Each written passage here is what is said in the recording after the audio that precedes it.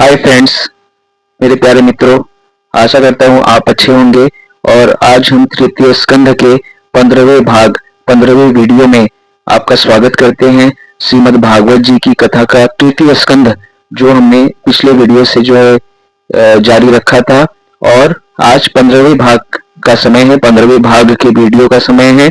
और प्लेलिस्ट में आप जानते हैं कि श्रीमद् भागवत जी की कथा का 1 से लेकर 14वां भाग तक अवेलेबल है, जिसको आप सुन करके श्रीमद् भागवत जी की कथा का आनंद शुरू से ले सकते हैं और उसका लाभ उठा सकते हैं।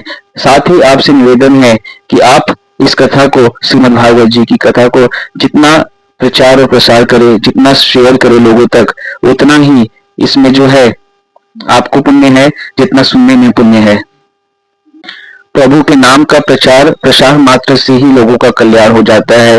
और आप जानते हैं कि वृंदावन धाम में और मथुरा वृंदावन में सभी लोग राधे राधे एक दूसरे को करते हैं प्रणाम के समय, क्योंकि राधा नाम प्रभु को काफी प्रिय है। तो इसी के साथ हम श्रीमद् भागवत कथा का आरंभ करते हैं और प्रेम से बोलिए राधे राधे, वृंदावन बिहारी लाल की जय। यह स्कंध के 14वें भाग में आपने जाना था कि निर्विकार चैतन्य मात्र से भगवान किस प्रकार गुण कर्म और लीला करते हैं और सभी को ज्ञान और सृष्टि का पालन करते हैं, कैसे संहार करते हैं। अब हम आगे 15वें भाग में जानेंगे कि मैत्रेय जी ने इसको क्या कहा और क्या इसका उत्तर दिया। मैत्रेय जी बोले, हे महात्मन, शरीर के सुख दुख जो जीवन का धर्म है।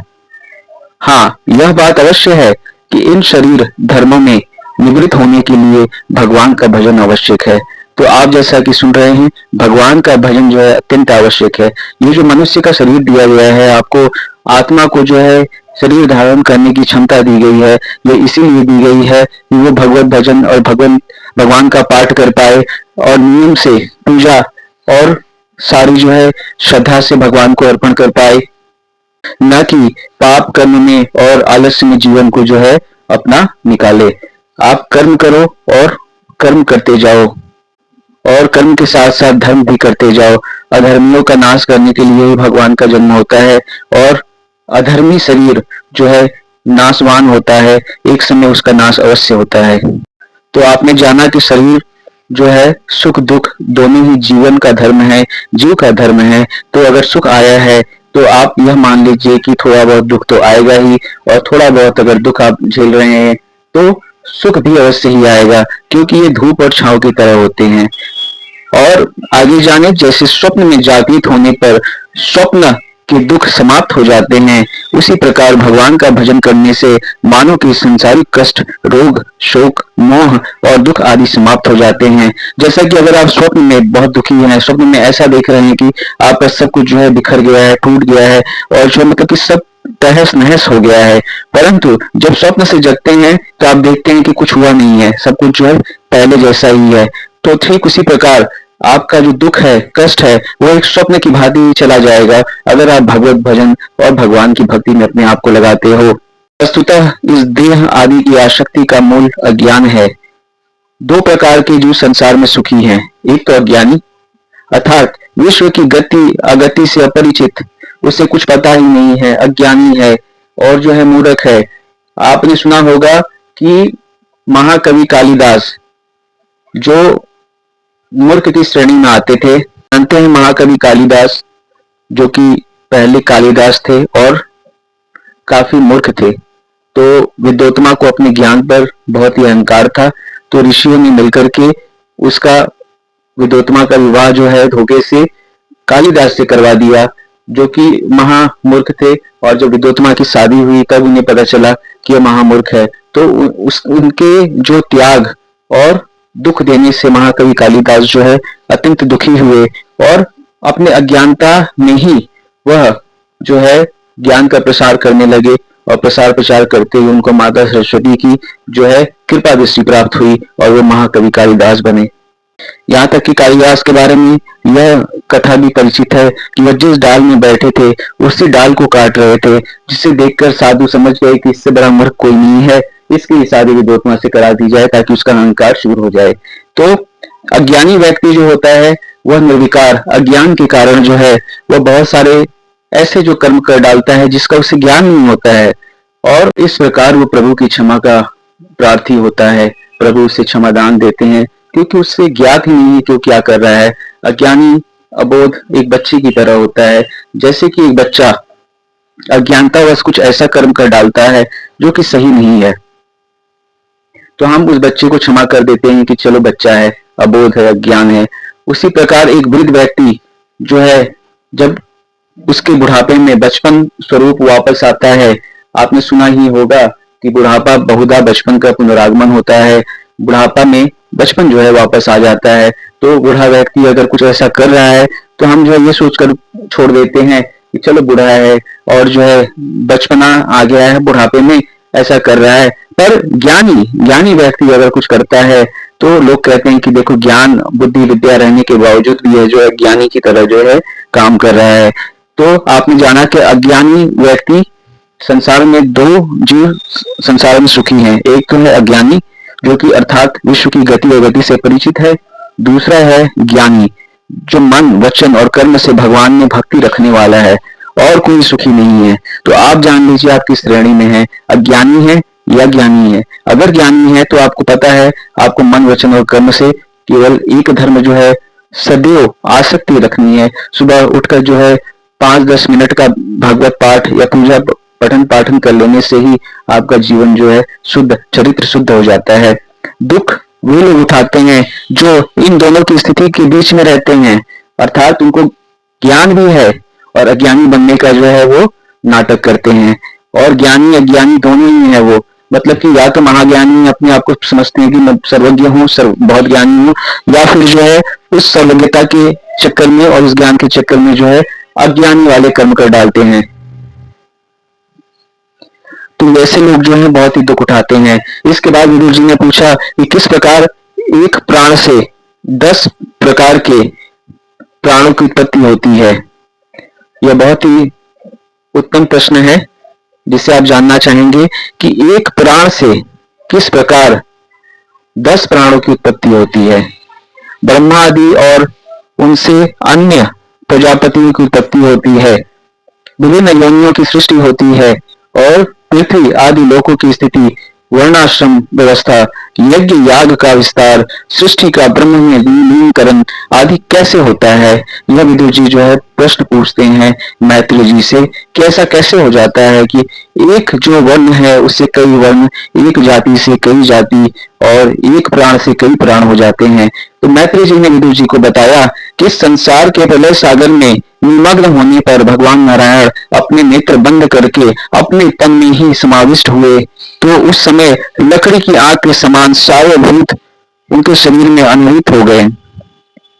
अर्थात प्रभु जब जो है घोर निद्रा में लेटे हुए थे, विश्राम कर रहे थे, तो जितने भी जो भूत हैं वह उनके शरीर में जो है अन्वित हो गए, लकड़ी के समान जो है उनके शरीर से जो है लग गए। भगवान विष्णु 1000 युगों मतलब सहस्त्र चतुर्युगी तक सोए रहे, 1000 युगों तक सोए रहे प्रभु।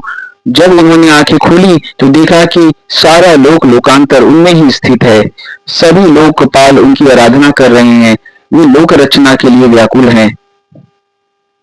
उन्होंने यह देखकर सभी भूतों को बाहर निकलने की आज्ञा दे दी।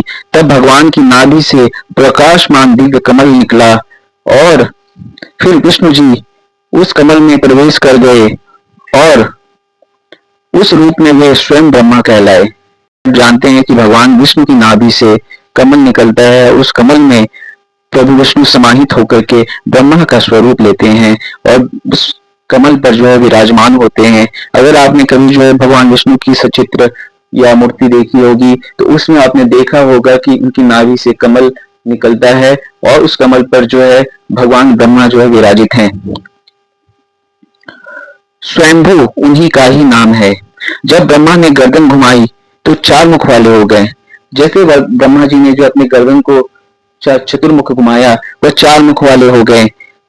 उनसे 4 मुख ही 4 दिशाएं हैं, उनके 4 मुख ही 4 दिशाएं हैं। अर्थात ये जो 4 दिशाएं हम जानते हैं, पूर्व पश्चिम उत्तर दक्षिण, ये चारों जो है ब्रह्मा जी का ही स्वरूप है, भगवान विष्णु का ही स्वरूप है। बहुत समय तक ब्रह्मा जी निर्विकार भाव से पड़े रहे।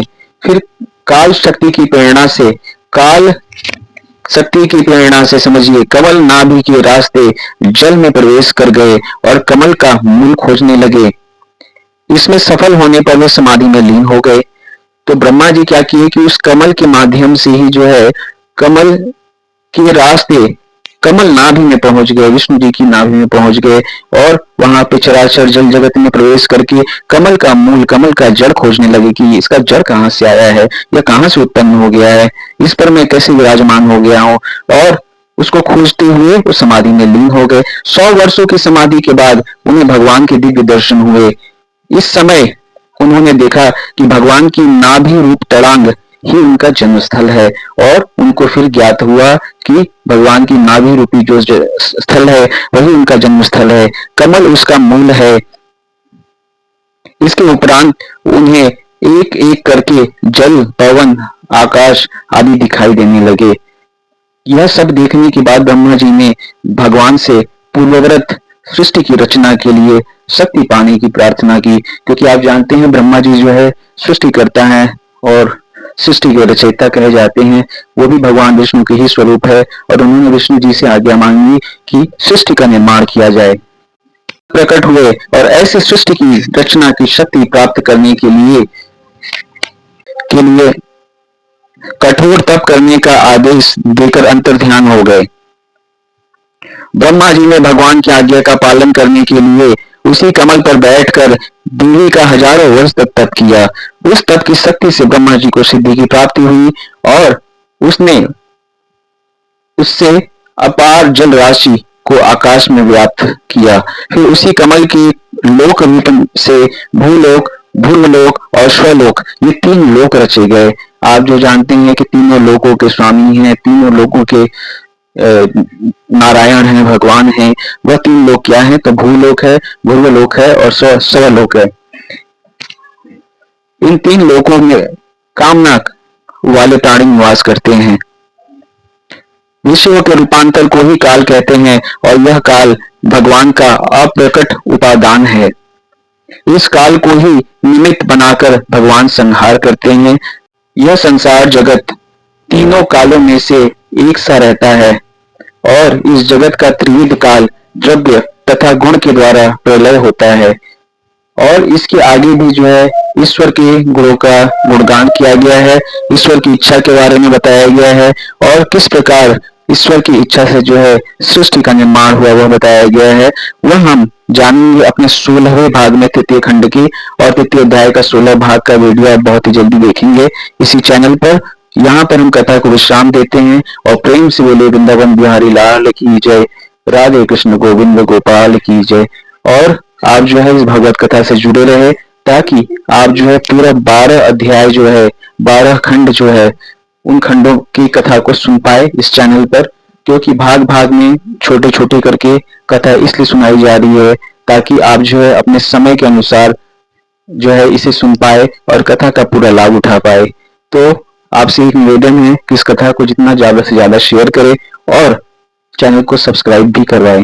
धन्यवाद।